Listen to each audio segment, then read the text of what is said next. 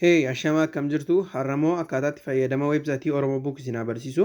Oromoo Book fayyadamuudhaa fi gara browserii bilbila keessanii keessa seentu an browserii Chrome wanti natti toluu fi Chrome keessa seenaa.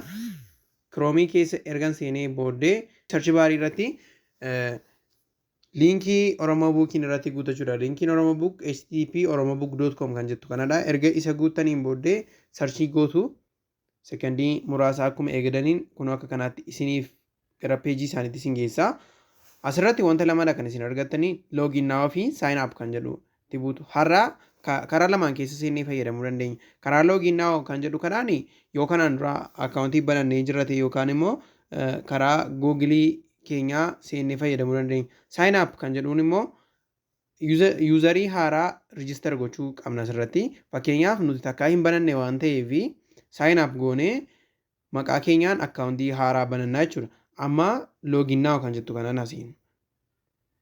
Login now kan jettu kana erga seenee booddee continue with Google kan jedhu kanattan bu'aa. Kanaan booddee you are about to be redirect to Google. As keessaatti continue kan jettu kanattan bu'aa.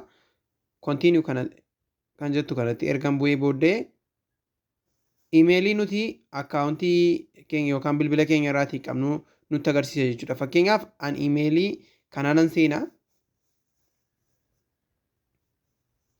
Asiitii continue kan jettu kun hin dhufti continue kan jettu ittiin bu'aa.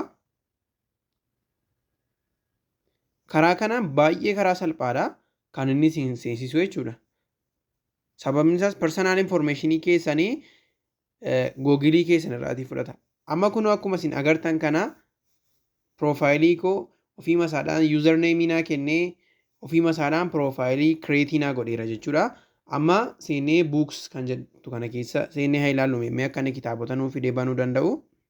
Akkuma isin agartan kana kitaabilee adda addaa nuu fideera.